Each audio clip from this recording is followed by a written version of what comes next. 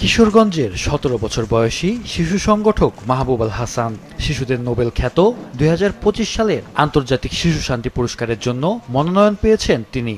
জলবায়ু পরিবর্তন, শিশু অধিকার, শিক্ষা ও স্বাস্থ্য বিষয়ে অবদানের স্বীকৃতি স্বরূপ তাকে এ মনোনয়ন দেয়া হয়। গত ১০ই অক্টোবর নেদারল্যান্ডস ভিত্তিক প্রতিষ্ঠান কিডস রাইটস ফাউন্ডেশনের ওয়েবসাইটে খবরটি জানতে পারেন মাহবুব। এ খবর ছড়িয়ে পড়তেই পরিবার, বন্ধু ও এলাকাবাসীর মধ্যে বয়ে যায় আনন্দের বন্যা। আমি দ্য চেঞ্জ বাংলাদেশের একজন চেঞ্জ মেকার। তার সাথে আমি দীর্ঘদিন যাবৎ কাজ করে যাচ্ছি।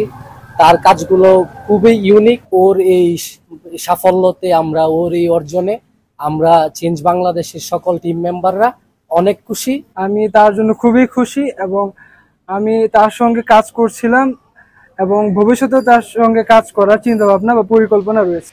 কিডস রাইটস ফাউন্ডেশন প্রতি বছর বিশ্বজুড়ে শিশু অধিকার ও মানব কল্যাণে কাজ করা একজন শিশুকে এই পুরস্কার দিয়ে থাকে। এবছর মনোনয়ন পেয়েছেন ১৭২ জন। তাদের মধ্যে রয়েছেন কিশোরগঞ্জের মাহবুব। ও হচ্ছে আউট অফ দ্য বক্স, সবসময় চিন্তা করতে পছন্দ করে, কাজ করতে পছন্দ করে।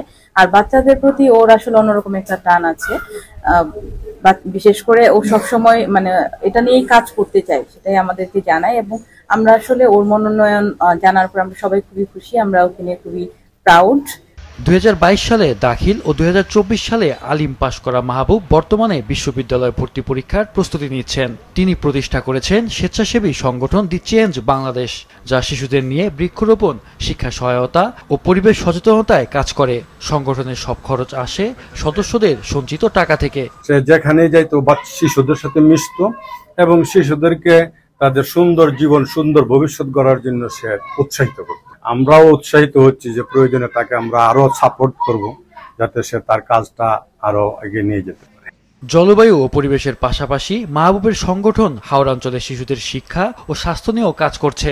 অসুস্থ শিশুদের জন্য রক্ত সরবরাহে তিনি তৈরি করেছেন অনলাইন প্ল্যাটফর্ম ব্লাড খুঁজি, যা এরই মধ্যে কিশোরগঞ্জ ও আশপাশের জেলায় সাড়া ফেলেছে। ২০২২ সালের শেষের দিকে আমি দ্য চেঞ্জ বাংলাদেশ নামের একটা সংগঠন তৈরি করেছিলাম, যাদের মূল লক্ষ্যই ছিল পরিবেশ এবং শিশুদের নিয়ে কাজ করা।